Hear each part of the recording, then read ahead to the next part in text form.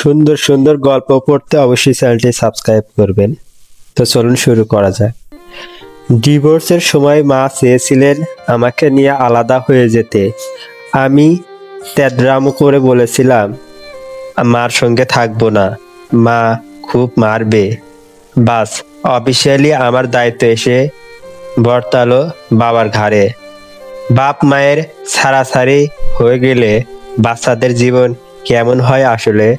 তারা কি খুব দুঃখে থাকে কি জানি। মা বাবার ডিভোর্স হওয়ার পরও আমি খুব একটা দুঃখ পাইনি। ওরা একসঙ্গে থাকলেও খুব আনন্দ হতো না? শহরের যান্ত্রিক জীবনই হতো, নেই বলেই জীবনটা বেশ অন্যরকম হয়েছে। তাই হয়তো আমার গল্পটা ৮-১০টা সাধারণ পরিবারের মতো নয়। আমার বাবা খুব অদ্ভুত ধরনের মানুষ। তার অদ্ভুত তত্ত্বের কারণে মার সঙ্গে সংসারটা হয়নি তার। আমার বয়স যখন ৫, মা তখন ক্ষান্ত দিলেন সংসারে। বাবার মতো পাগলের সঙ্গে তিনি থাকতে পারবেন না। আমি তখন কোথায় যাব? সালিশ বসলো। সালিশে আমি কি করেছি সে তো বললামই। বাবা আমার ব্যাপারে খুব একটা আগ্রহী ছিলেন না, কিন্তু যখন দেখলেন মেয়ে কেটে বাপের সঙ্গে থাকতে চাইছে তখন রাজি হলেন। আমিও হাতে চাঁদ পেয়ে গেলাম যেন। বাসায় মা নেই, কোনো শাসন বারণের বালাই নেই। আমার রাজ্যে আমি রাজা, ধুরি রাজকন্যা। এমনিতেও মা চাকরিতেই করতেন, আমাকে দেখবার জন্য কাজের লোক মজুদ ছিল। তাই মা চলে গেলেও আমার বিশেষ সমস্যা হলো না। আমার দিনকাল ভালোই চলছিল। আবার বাপের খুব ঘোরাঘুরির শখ। দীপু নাম্বার 2-তে।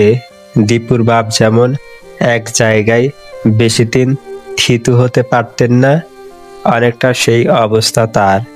যদিও তার চাকরিটা এত সহজবস্ত্র ছিল না, এত ঘন ঘন বদলি হওয়ার সুযোগ নেই। তাই বাবার ছিল অন্য বুদ্ধি। মাস 6 গেলেই তিনি হুট করে 7-8 দিনের জন্য উধাও হয়ে যেতেন।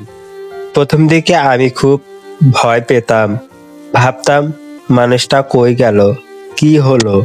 একবার তো ভয়ে মার কাছে চলে গিয়েছিলাম।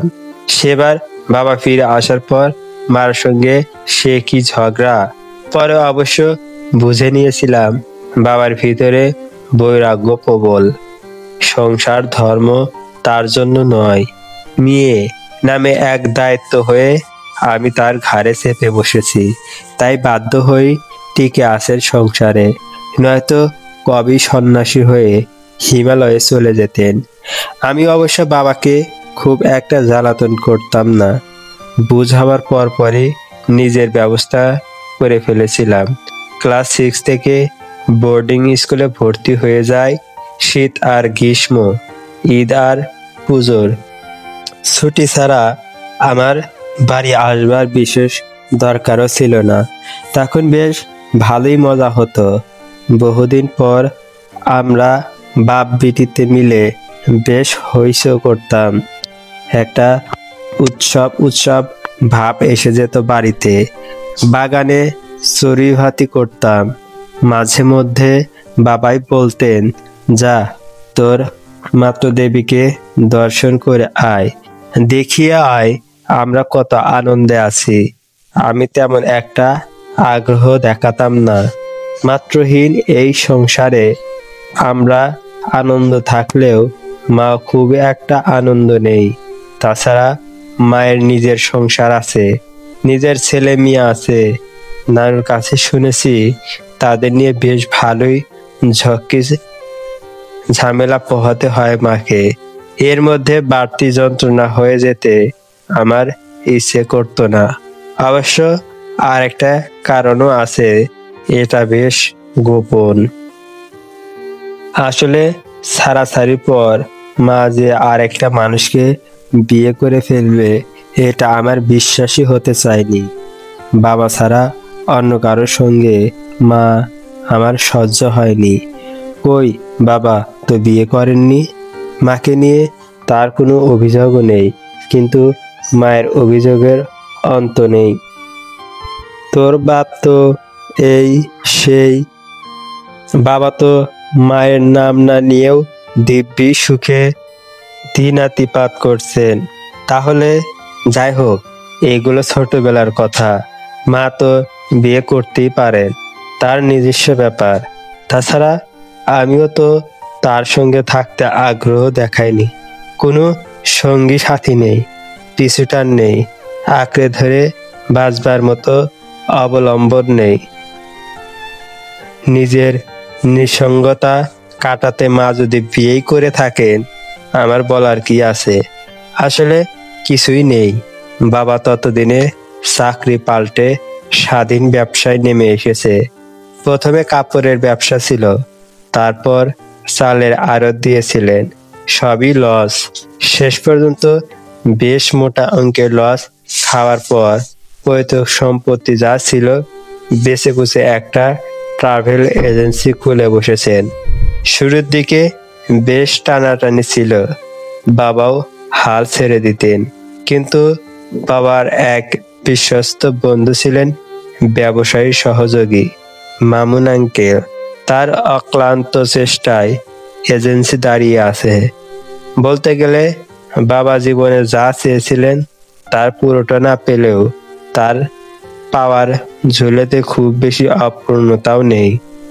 ধরা বাঁধা চাকরির হ্যাপা নেই, পরিশ্রমহীন জীবন। বড় স্বাচ্ছন্দ্যেই যাচ্ছিল তার দিন। আমিও কলেজ পাশ করে কারমাইকেলে ভর্তি হয়ে গেলাম বাংলা নিয়ে। ছোট থেকেই গল্প উপন্যাস পড়বার ঝোঁক ছিল, সুযোগ পেয়েই লুফে নিলাম। এখনো অবিশ্বাস্য মেসেই থাকি। বাবা থাকেন তার ট্রাভেল এজেন্সির সঙ্গে, আজ পাহাড়ে তো কাল সমুদ্রে। আমাদের জেল রোডের বাড়িটা ফাঁকাই পড়ে থাকে সবসময়। মাঝে মধ্যে যাই, ফাঁকা বাসায় দুটো দিন কাটিয়ে আবার ফিরে আসি।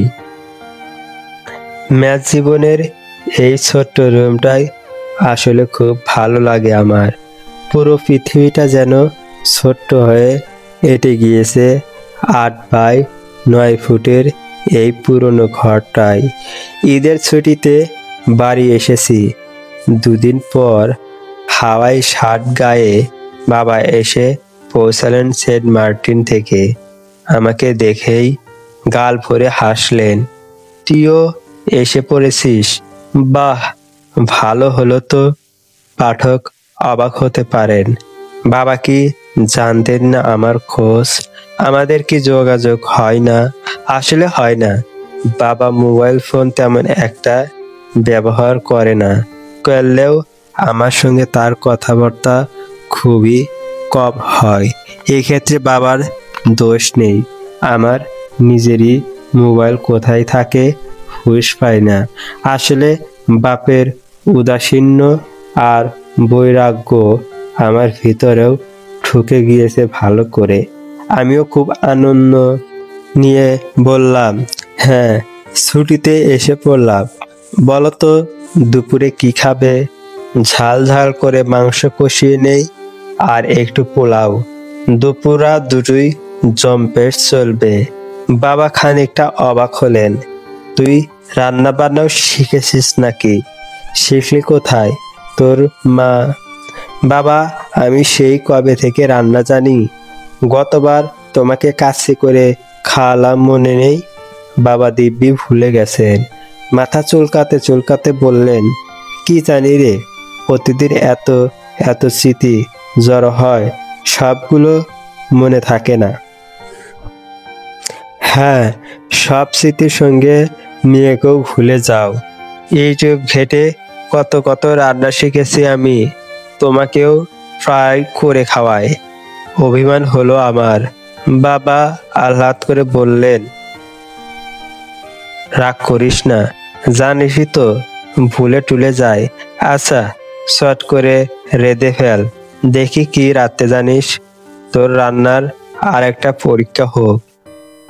আমি সানন্দে রাতে বসে গেলাম। সন্ধ্যায় মা ফোন করলো আমায়, প্রায় মাস খানেক পর। শেষবার যখন কথা হয়েছিল তখন মা বেশ চিন্তিত ছিলেন। তার বড় মেয়েকে নিয়ে নাকি খুব দুশ্চিন্তায় আছেন। কল দেখেই আমার মনে পড়লো সে কথা। আমি জিজ্ঞেস করতে যাব তার আগে মা নিজেই বললেন, মোহনার বিয়ে ঠিক করেছি মৌসি, কালকে ঘরোয়া আয়োজনে কাবিন হবে। তুমি আসতে পারবে না মা? আমার 8 বছরের ছোট্ট মোহনার মেয়ের কথা শুনে আমি জান পরনায় অবাক হলাম। মোহনার বয়স কত এখন? 18 হয়েছে কি? আচ্ছা, আমার বয়স কত? অপ্রদীপ গলায় বললাম। এত তাড়াতাড়ি ওর কি বয়স হয়েছে? এই অল্প বয়সে? এ মাসেই 18 হয়েছে, না হলেও কিছু করার ছিল না। এরকম মেয়েকে বেশি দিন ঘরে রেখে কেলেঙ্কারি। কথা শেষ না করেই বললেন, সে কথা বাদ দাও, তুমি চলে এসো তো মা, অনেকদিন তোমাকে দেখি না। আচ্ছা দেখছি, সময় হলে এসে যাব। দেখছি নয়, আসতেই হবে। এতদিন ধরে মা ডাকে তোমাকে, তুমি আসো না। এখনো ডাকছি, আসো না। মাকে দেখতে তোমার একটুও ইচ্ছা করে না? আমি কিছু বললাম না। মাকে দেখতে আমার ইচ্ছা করে না সত্যি, এক সময় হয়তো করতো। ছুটিতে বাবার সাথে বসে খিচুড়ি রেঁধে খেতে খেতে ভাবতাম, মা থাকলে আরো ভালো হতো। খুব মজা করতাম। এখন আর সেসব মনে হয় না। মা যেন এক অন্য গ্রহের মানুষ, খুব অচেনা কেউ। রাতে খেতে বসে মোহনার বিয়ের কথা বলতেই বাবা জানালেন, মা তাকেও ফোন করেছিলেন। তার আশঙ্কা বাবার নিষেধে আমি তার ওখানে যাই না, তাই অনুরোধ করেছেন আমাকে যেন যেতে দেওয়া হয়। খেতে খেতেই বাবা জিজ্ঞেস করলেন, তুই বোধ হয় ওখানে একদমই যাস না? না, তোর মার কথা শুনে মনে হলো আর কি।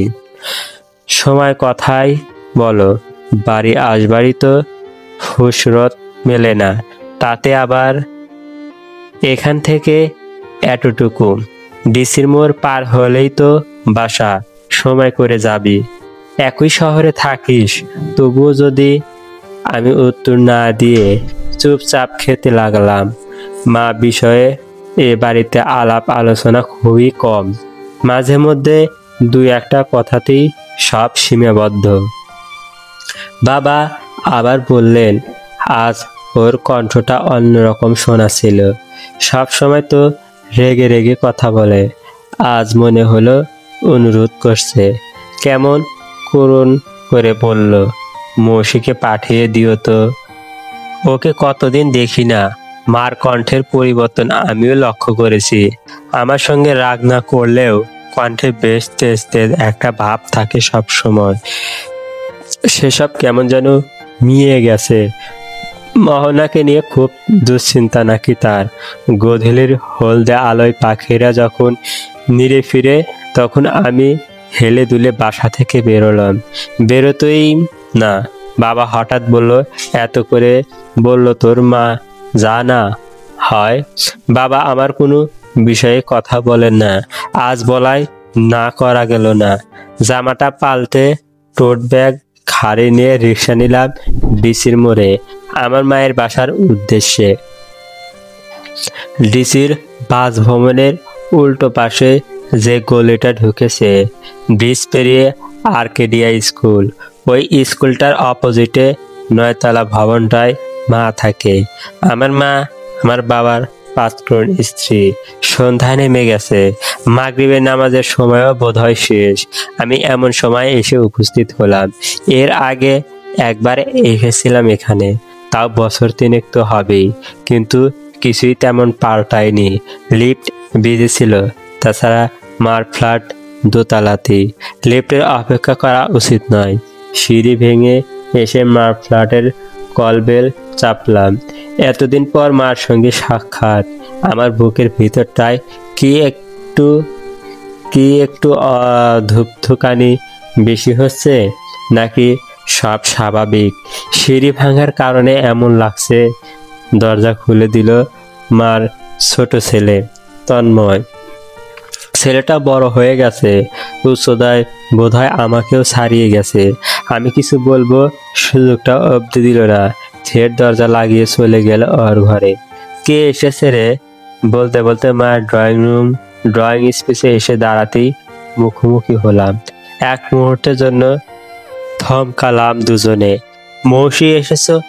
আমি তো ভেবেছিলাম আসবেই না, আর একটু আগে এলে কি ক্ষতি হতো। মোহনার বিদায় দিয়ে এলাম নামাজের আগে। আমি চারপাশে চোখ বুলালাম। এই বাড়িতে বিয়ে হলো? কই, সব কিছু তো সাধারণ, একটা বাড়তি সাজানো নেই কিছু। মিথ্যে করে বললাম, বিকেলেই আসতাম, ঘুমিয়ে গিয়েছিলাম। ঘুম ভেঙে দেখি দেরি হয়ে গেল, আজ আর আসতাম না, বাবা জোর করলেন বলে এসেছে। খুব ভালো হয়েছে, বসো তো।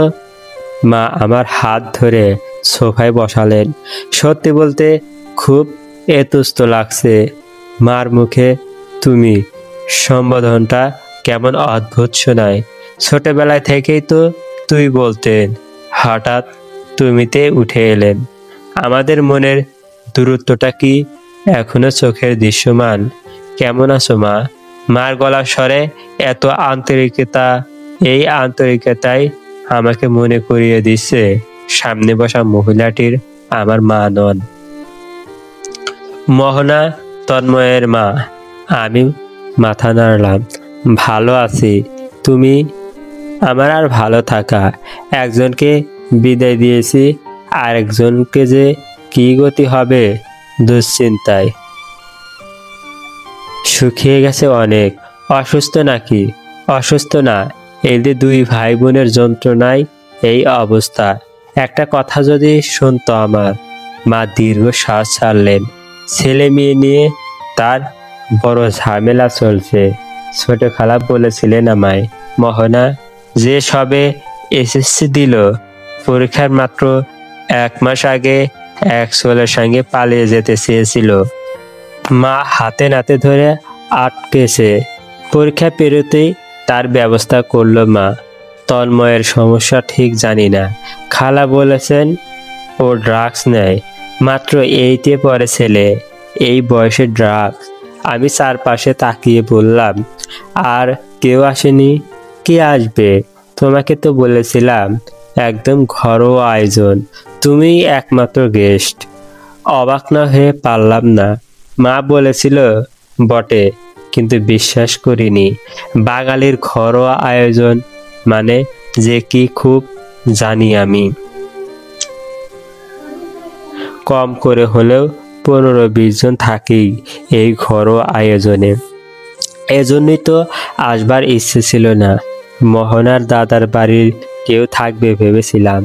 থাকলেই তো শুনতে হতো কত কিছু, কতগুলো অনাবশ্যক কৌতূহল জড়ানো প্রশ্নমালার জবাব দিতে দিতে ক্লান্ত বোধ হতো। তাছাড়া আমি এমন কেউ নয় যে ঘরোয়া পরিবেশে আমন্ত্রণ পাব। তন্ময়, মোহনা কিংবা ওদের বাবা মশিউর আঙ্কেল সবাই আমার দূরের মানুষ। মার সঙ্গেই একমাত্র সম্পর্ক। বিয়ে উপলক্ষে করা পায়েস মা এনে খেতে দিলেন আমাকে। আমার ছোটবেলায় পায়েস খুব পছন্দের ছিল, ইদানিং অবশ্য খাই না তেমন। আমার দাদার বংশে ডায়াবেটিস ছিল, আমারও হয়ে যায় কিনা তাই ভয়ই ছেড়ে দিয়েছি। পায়েসের বাটি দেখেই আমার না করতে ইচ্ছে করছিল। মার মুখের দিকে তাকিয়ে বলা হলো না সে কথা। আমাকে খেতে দেখে তিনি পুরনো স্মৃতিচারণ করলেন। ছোট থাকতে পায়েস বানানোর জন্য কত বায়না করতে তুমি, মনে আছে? আমি অফিস থেকে ফিরে সময় পেতাম না ভাত রাঁধবার। তুমি জেদ করে ভাত খাবে না বলতে মার দিলে, পরে কাঁদতে কাঁদতে খেতে বসতে। শুক্রবারের দিনগুলো পায়েস না খেলে তোমার চলতই না। আমি তার স্মৃতিচারণে যোগ দিলাম না। পুরনো কথা আমার শুনতে ভালো লাগে না। ওসব কথা আমি ভুলে যেতে চাই। আমি বেঁচে থাকি বর্তমান আর ভবিষ্যৎ নিয়ে। কিন্তু অতীত কি তাই পিছু ছাড়ে? মা আমার মুখোমুখি বসেছে, অনেকক্ষণ চেয়ে আছেন আমার মুখের দিকে। কোনো কথা নয়, কোনো শব্দ নয়, কেমন এক দৃষ্টিতে তাকিয়ে রইলেন। অস্বস্তি হচ্ছিল। এভাবে নিঃশব্দে বসে থাকা যায়? উসখুস করতেই বললেন, তুমি একদম তোমার বাবার মতো হয়ে রয়েছ। হুবহু সেই চোখ, খাড়া নাক, থুতনির সেই স্থায়ী খাস। আমি কি বলবো ভেবে পেলাম না। আমি তো ছোট থেকেই বাবার মতো দেখতে, এ আর নতুন কি? আমি বাবার মতোই বলেই তো বাবার সমস্ত রাগ আমার উপরে ঝাড়তো মা। প্রায় মার খেতাম কারণে অকারণে। তাই তো ওদের ছাড়াছাড়ির সময় আমি বলেছিলাম মার সঙ্গে থাকবো না, মা খুব মারবে। মা আবারও বললেন, তোমার এই চেহারাটা খুব আকর্ষণীয় জানো। কলেজ লাইফে তোমার বাবার শুধু মুখটা দেখেই আমি প্রেমে পড়েছিলাম। নয়তো বাপ মা নেই। আমার বাড়িতে থাকা বাউন্ডুলে ছেলে, তাকে দেখে আমি আমার মতো কেরিয়ার ওরিয়েন্টেড মেয়ে প্রেমে পড়ে কিভাবে? কিন্তু এই চেহারায় এত মায়া, এত আকর্ষণ। আমি জানি সে কথা। ছোট খালা আমাকে সব বলেছেন। বাবার উদাস হাব ভাব শুরু থেকেই মা জানতেন। কলেজ জীবন থেকেই তাদের পরিচয়। কিন্তু কোনো দ্বিপাক্ষিক প্রেম ছিল না। মায়ের দিককার একপাক্ষিক ভালো লাগা। নানু যখন বিয়ে ঠিক করলেন মার, এক সন্ধ্যায় সে হাজির হয়ে গেল বাবার মেসে। বাবা তখন নাকি পুরোপুরি সন্ন্যাস নেবার পায়তারা করছেন। আচমকা মাকে দেখে বুঝলেন সব পুগু হয়ে গেছে। এরকম অবস্থায় একটা মেয়ের ফিরে যাবার উপায় থাকে না। বাবা যেমন সাংঘাতিক রকমের সিরিয়াস মানুষ ছিলেন, তাতে ফিরিয়ে দিলে গলায় কলসি বেঁধে তিস্তায় ডুবিয়ে মরবে না, এর কোনো বিশ্বাস নেই। তাছাড়া তখন বাবা একটা ছোটখাটো ট্রাভেল এজেন্সির চাকরিও বাগিয়ে ফেলেছেন। টাকা পয়সার সমস্যা ছিল না। সন্ন্যাস ব্রত ত্যাগ করে সংসার জীবন ঢুকতে বিশেষ অসুবিধে নেই। তবে বিয়ে সেদিনই হয়নি। মাকে বাড়ি দিয়ে এসে নিজেই নানুর সঙ্গে কথা বলেছিলেন বাবা। এই হলো তাদের বিয়ের গল্প। যে সংসার গড়েছিলেন মা, কিন্তু সেই সংসার ভাঙলেন তিনি। জীবন কত অদ্ভুত, তাই না? সকালবেলা বেশ কড়া রোদ উঠেছে। ভাবলাম বিছানার তোশকগুলো নেড়ে দিয়ে আসি। এমনিও বাড়িতে তেমন থাকি না, তোশকগুলো স্যাঁতসেঁতে হয়ে যায়। রোদে মিলে ভালো হবে। ছাদে নেড়ে দেওয়ার জন্য সবে বাবার তোশক উঠিয়েছি, অমনি নিচ থেকে একটা হলুদ খাম পড়ে গেল। অবাক হয়ে তুলতেই দেখি চিঠির খাম। পাপুকে মায়ের নাম লেখা, প্রেরক ছোট খালামণি। ভিতরে চিঠি আছে। মা বাড়ি ছেড়ে গেছে প্রায় 20 বছর আগে। তার চিঠি এখনো রয়ে গেছে। তোশক নামিয়ে ভালো করে তাকিয়ে দেখি বিছানার আরেক পাশে চাটাইয়ের নিচে অনেকগুলো খাম বান্ডিল করে রাখা। ওগুলো অবশ্য সবই বাবার, তার বন্ধুদের লেখা। তাই বিশেষ মাথা না ঘামিয়ে রেখে দিলাম। কেবল মায়ের চিঠিটা নিয়ে রাখলাম ঘরে। এই জন্যই যে বাবা চিঠির খোঁজ করে কিনা। খুবই ছেলে মানুষই ধরনের কাণ্ড।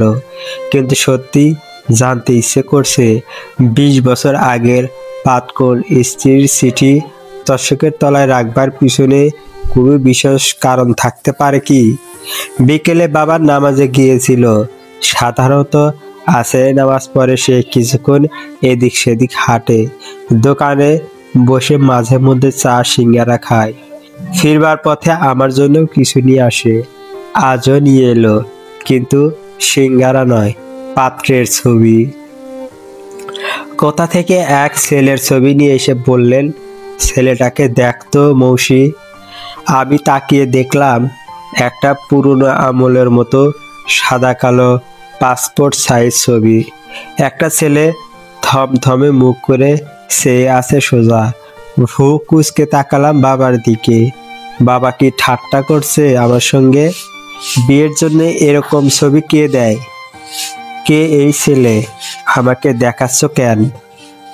তোর বিয়ের জন্য ছেলে দেখছি, প্রাথমিকভাবে এই সিলেক্টেড, তাই দেখাতে নিয়ে এলাম। কিছুটা বিভ্রান্ত হয়ে বাবার মুখের দিকে তাকালাম। তার মুড আসলে কেমন? ঠাট্টা করছে? কিন্তু কিছু বুঝতে না পেরে বললাম, মজা করছো? এই যুগের বিয়েতে সাদা কালো ছবি কে দেয়? সত্যি করে বলো তো, এটা কে? কোন দাদুর ইয়াং বয়সের ছবি এনে মস্করা করছো? সন্দেহে মুখ কুঁচকে ফেললাম আমি। চায়ের কাপে চুমুক বসাতে ভুলে গেলাম। বাবা হতাশ হলেন কিছুটা। ওরে না রে, সত্যি তোর বিয়ের পাত্র দেখছি। ছেলেটা ভালো আছে, তুই একটু দেখ তো ভালো লাগে কি না। আমি দ্বিধান্বিত চোখেই ছবিটা হাতে নিলাম। ছেলেটা সুন্দর। আমার সাহিত্যের ভাষা বলতে গেলে টকবগে যৌবনালা সুদর্শন যুবকের স্থির চিত্র। গম্ভীর চেহারার থমথমে চাহনি মনের ভিতরে অন্যরকম একটা অনুভূতির সৃষ্টি করলো। বাবা আমাকে চুপ করে থাকতে দেখে বললেন, ওর নাম তানজিম সানোয়ার, সিনেমায় অভিনয় করে। চিনেছিস কি?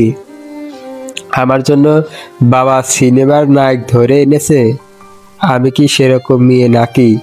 মাথা নেড়ে বললাম, হুম, বাংলা সিনেমা দেখি না আমি, চিনছি না তাই। আমিও তো দেখি না রে। সময় কোথায়? সারাদিন এদিক সেদিক ছুটি, কুল পাচ্ছি না। আমি প্রশান্তক চোখে তাকালাম। তাহলে এর খোঁজ তোমাকে কে দিল বাবা?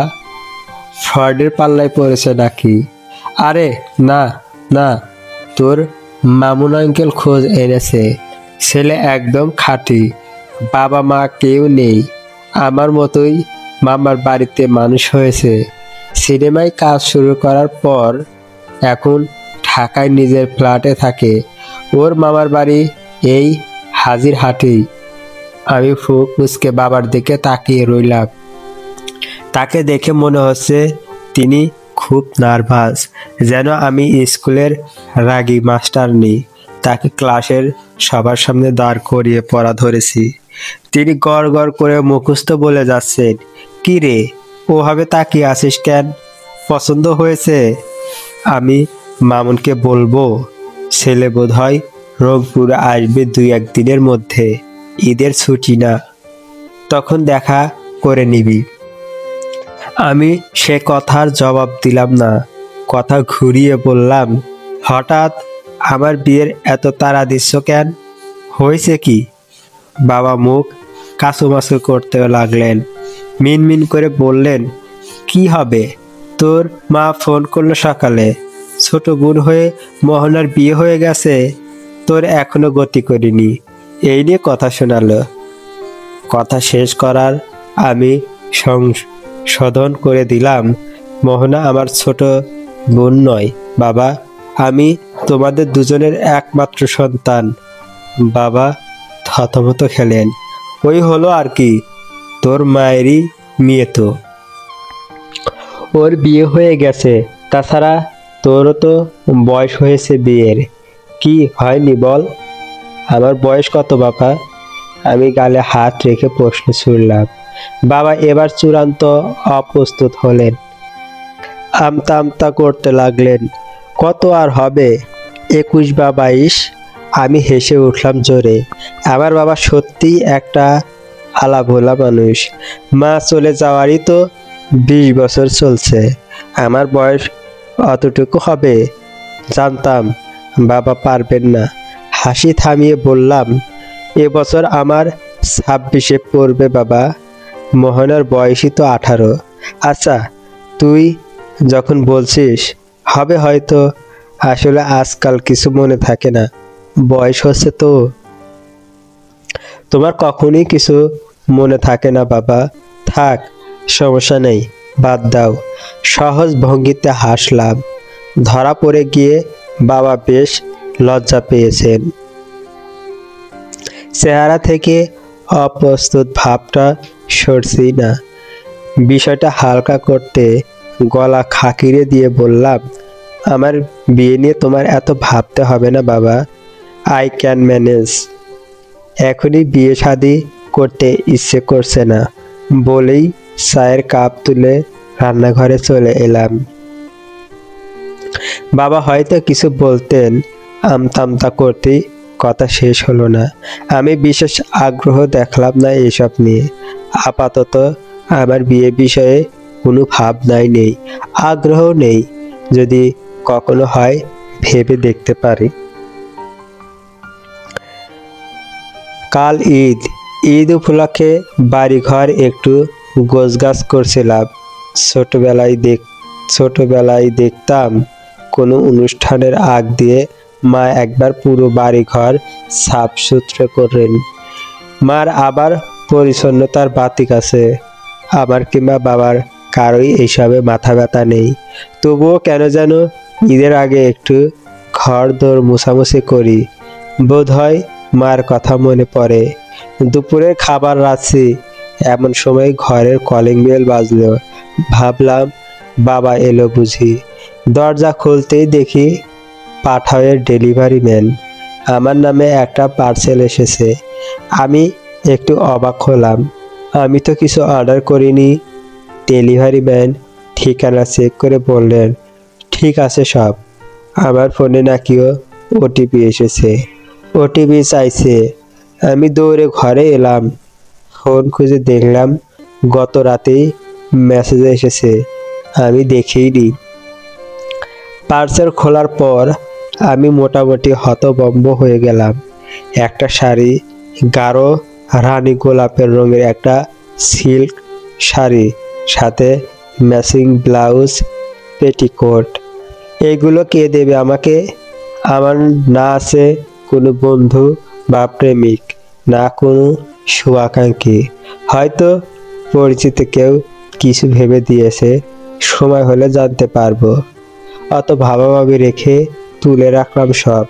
বাবা আসুক, শোনা যাবে। কিন্তু বাবাও জানালেন তিনি এ ব্যাপারে সম্পূর্ণ অজ্ঞ। তবে শাড়ির প্রসঙ্গে আশায় বললেন, কাল তো ঈদ, জামা কিনেছিস?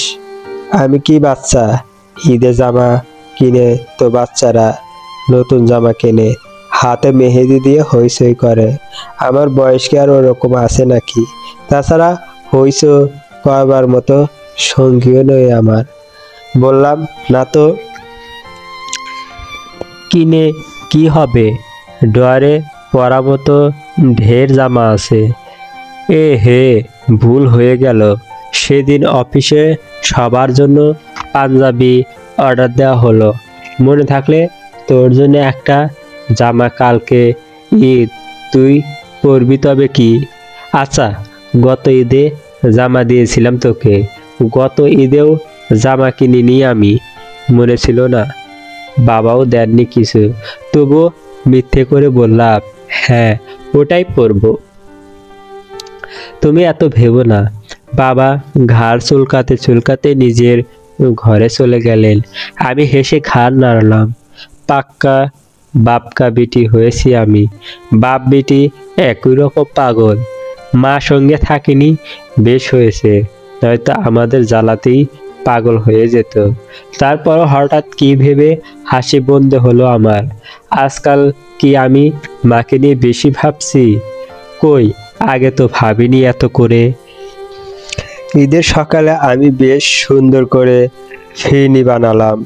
বাবা নামাজে যাবার আগে ফিরনি খেয়ে প্রশংসায় পঞ্চমুখ হয়ে গেলেন। আমি নাকি একদম দাদির মতো ফিরনি বানিয়েছি। বুঝলাম না বাবা মিথ্যে বলল কি না। দাদি তো মারা গিয়েছে বহু আগে, বাবা ছোট থাকতে। অত আগের কথা মনে থাকে কারো? বললে তার মামির গল্প করতে পারতেন, নাকি আমাকে খুশি করতেই? 12টার দিকে বাবা কোরবানির গোশত নিয়ে এলেন। যেহেতু আমাদের বাড়িতে তেমন কেউ নেই, সেজন্য গোশত একদম কেটে বেছে অন্যদের দেওয়া ধোয়া পর সেরি বাড়ি নিয়ে আসেন। ঝুট ঝামেলা ছাড়া হয়ে যায় সব।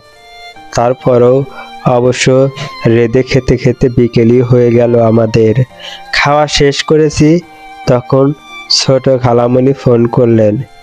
মা, তন্ময়দের নিয়ে ও বাড়ি গিয়েছেন। মোহনা আর ওর বড় এসেছে, দাওয়াত করেছিল খালামণি। আমাকেও ডাকলেন খুব করে, আমি রাজি হলাম না। গলা অবধি ভাত খেয়ে আমার পেট টয়েনটুম্বুর। এখন একটু ঘুমাবো। খালামণি তবু পিড়াপিড়ি করতে লাগলেন। মা কথা বলতে চাইলেন, শুনলাম। আমি সুযোগটুকু দিলাম না। শর্ট করে কল কেটে মোবাইল ফোন বন্ধ করে রাখলাম।